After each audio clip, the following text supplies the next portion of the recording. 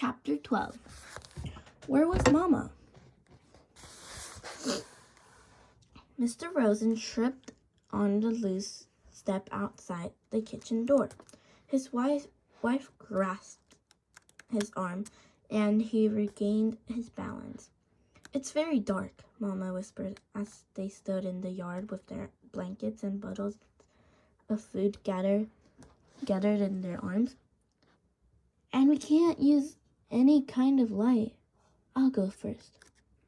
I know the way very well, and you follow me. Try not to stumble over the tree roots in the path. Feel carefully with your feet. The path is uneven." And by very, very quiet, she added unnecessarily. The night was quiet too.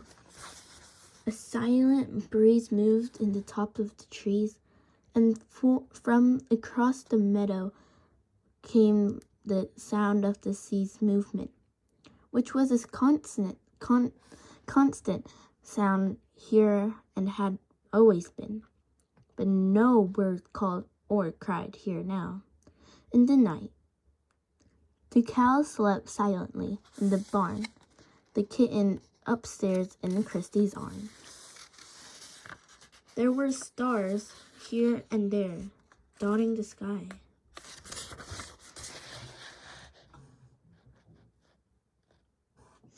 Among thin clouds, but no moon, Aunt Mary shivered, standing at the foot of the steps. "Come," Mama murmured, and she moved away from the house. One by one, the Rosens turned and hugged Aunt Mary silently. Ellen came to her last. The two girls held each other. "I'll come back someday," Ellen whispered fiercely. "I promise." "I know you will," Aunt Mary whispered back, holding her friend tightly. Then they were gone, Mama and the Rosens. Aunt Mary was alone. She went into the house, crying suddenly, and closed the door against the night. The lid of the casket was closed again. Now the room was empty.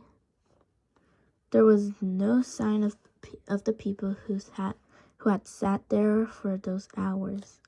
Aunt Mary wiped her eyes with the back of her hand. She opened the dark curtains and the windows. She curled once more in the rocker, trying to relax. She traced her route in her mind.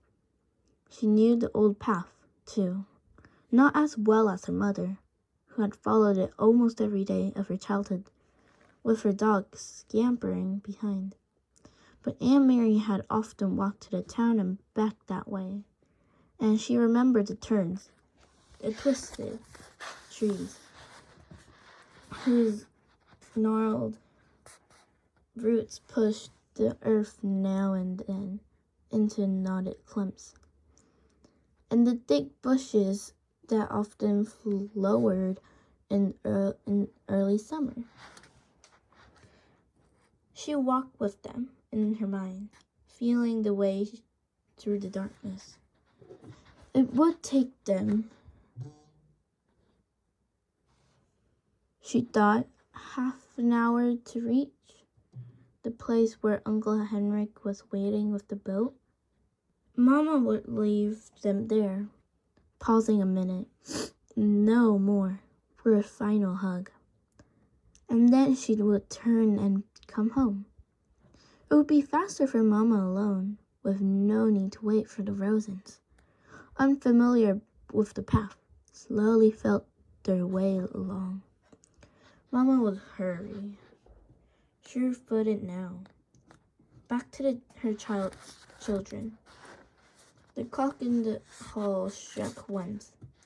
It was 2:30 in the morning. Her mother would be at home in an hour. Aunt Mary decided. She rocked gently back and forth in the old chair.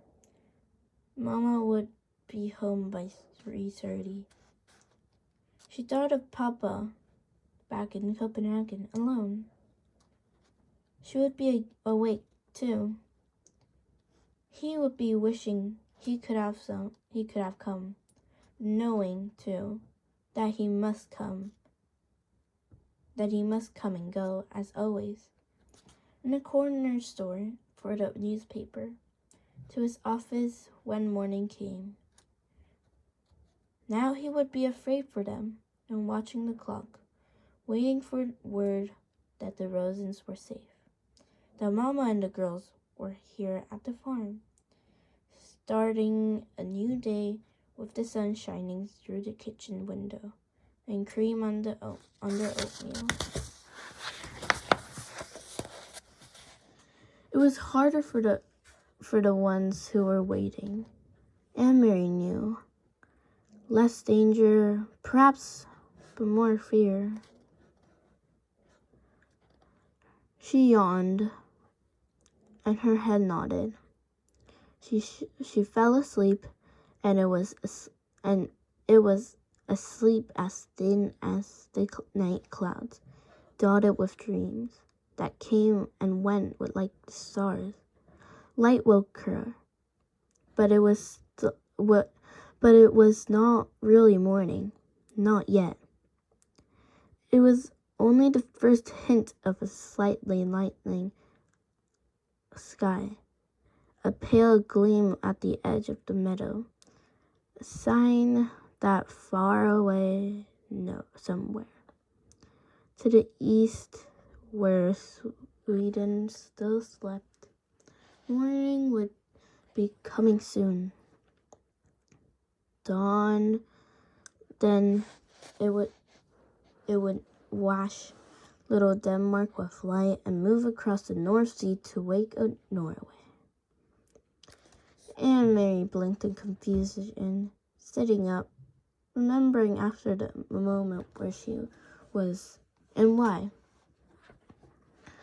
But it was not right. The pale light at the horizon. It should still be dark, still. It should still be night. But stood stiffly, stretched her legs, and went to the hall to look at the old clock. It was past 4 o'clock. Where was Mama? Perhaps she had come home, not wanted to wake Aunt Mary, and had gone to bed herself. Surely that was it. But Mama must have been exhausted. She had been up all night and had made the dangerous journey to the boat and returned through the dark woods, wanting only to sleep. Quickly, Aunt Mary went to the nearest staircase. The door to the bedroom where she had slept with Ellen was open. The 2 small beds were neatly made, covered in the old quilts, and empty. Beside it, Uncle Henrik's door was open too, and his bed, too, was unused and empty. Despite her worry, Aunt Mary smiled slightly when she saw some of Henrik's clothes crumpled in the chair, and a pair of shoes, caked with the barnyard dirt, lying on the floor. He needs a wife, she said to herself, imitating Mama. The door to the other bedroom, the one Christy and Mama were sharing, was closed. Quietly, not wanting to wake them, Aunt Mary pushed it open. The kitten's ears moved, standing up straight, its eyes opened wide, and it raised its head and yawned. It pried itself out of Christy's arms, stretched, and then jumped lightly to the floor and came to Aunt Mary. It rubbed itself against her leg and purred. Christy sighed and turned in her sleep. One arm free now of the kitchen's warmth and comfort, flung itself across the pillow. There was no one else in the wide bed. Aunt Mary moved quietly to the window, which overlooked the clearing that led to the path and entrance. The light outside was still very dim, and she peered through the dimness, trying to see, looking for the opening in the trees where its path began, looking for Mama hurrying home. After a second, she saw a shape there, something unfamiliar, something that had not been there the day before. The dark shape, no more than a blurred heap at the beginning of the path. Aunt Mary squinted, forcing her eyes to understand, needing to understand, not wanting to understand. The shape moved, and she knew it was her mother, lying on the earth.